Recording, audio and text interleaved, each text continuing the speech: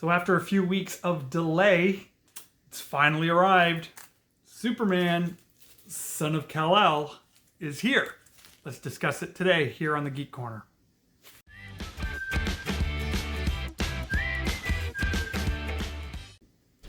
Hey there everybody, it's Rev Kev. Welcome back to the channel. If you're new to the channel, I would love you to hit that subscribe button. If you're one of my new subscribers, really great to have you here. And if you're one of my longtime subscribers, I love you too. I'm so glad you're part of the community.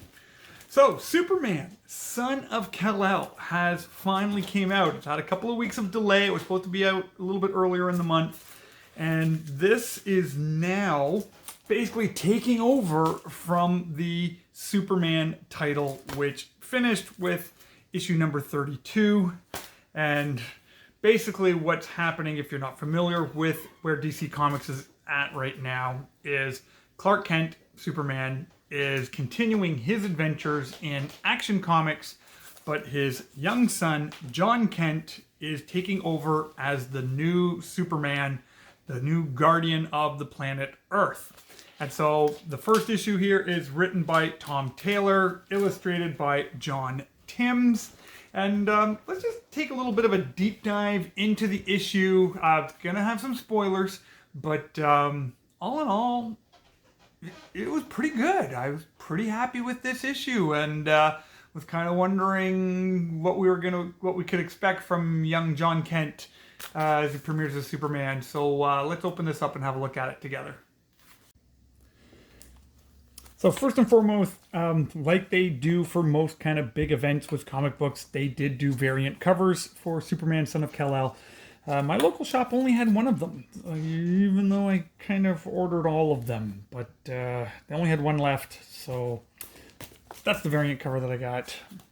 So the main issue, so one of the things that I liked right out of the gate here is, I thought this was funny when it says 22 pages of action. So I'm going to count the pages of how many pages of action are in here.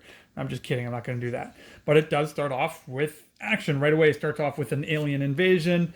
You know, you've got Green Lantern showing up. You got the Martian Manhunter. And they're basically trying to tell Superman to get lost. We don't need you here because this isn't actually an alien invasion.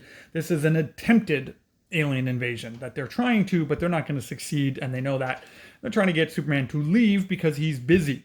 And he heads back to the Fortress of Solitude. Batman is standing watch. He's on guard at the Fortress of Solitude because we find out that this has gone back to the beginning, the origin story of John Kent, where it's his birth. So Lois Lane is in contractions. Her contractions are 5 minutes apart. She's about to have a baby.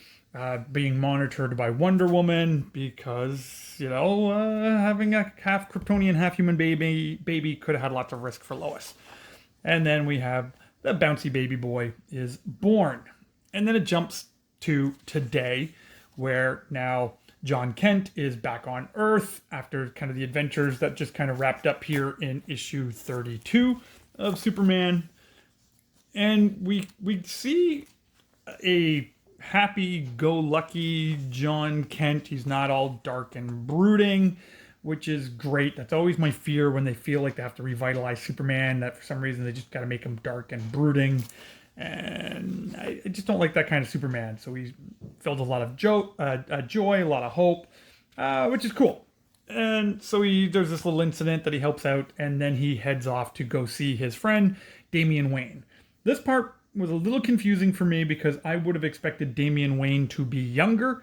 Again, John Kent ended up going out into outer space with his grandfather Jor-El, and then kind of because he was out in space, it accelerated time and his aging, blah, blah, blah, blah, blah, and he came back to Earth as a young man, as a young adult. So in the Super Sons, they're both little kids serving and fighting crime together. So anyway, so Damian, Robin here, just seems a little old, but that just, maybe he did age a little bit in the comic book as well. And you get the sense in here that, well, Damian Wayne is going to help John Kent develop a secret identity. which I thought they weren't going to do, to be honest. I thought they were going to stay away from the whole secret identity. That's why Clark Kent revealed his identity a couple of years ago in the series.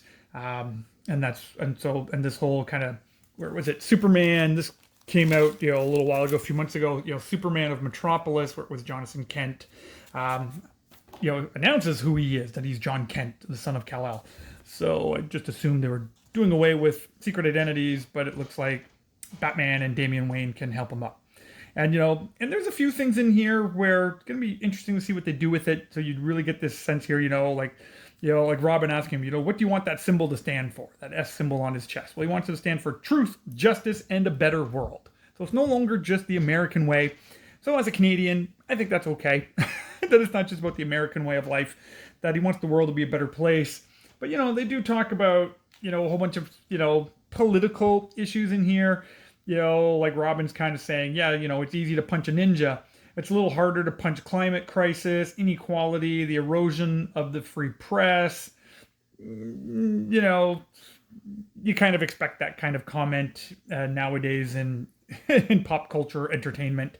I hope they don't focus too much on these type of things and those type of stories. That was kind of another one of my fears with this reboot of Superman, that it was just going to go way more political, way more environment, and things like that. Now, I'm all for equality and I'm all for making the world a better place. But in my comic books, I like to see you beating up aliens. That's kind of what I like from my comic books. I want to see Superman smashing up Brainiac. That's just what I look for here. I want to see Superman and his son taking out big baddies and saving the day. So we'll see what they do with it. But I mean, from a story perspective, flowed really great. Good dialogue, good writing. So I thought Tom Taylor did a really good job of that. And the artwork by John Timms, I really like his art. I like his art style a lot. I'm not familiar with his work. But yeah, a lot of action, a lot of good movement in here. Really, really like his art style a lot. I think it fits really well with this young version of Superman.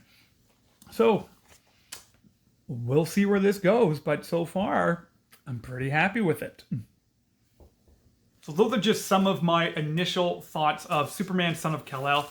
Now I'd love to know what you thought of this issue if you've read it, down in the comment section below. Like it, didn't like it, just share your opinion as well here in the community, and we can dialogue back and forth that way. And so I look forward to seeing you back here for the next video, where we're talking Star Wars Expanded Universe, we're talking Superman, we're just talking geek and leadership stuff, and just having a whole lot of fun as we do it together. So until the next video, God bless you, and we'll talk to you soon.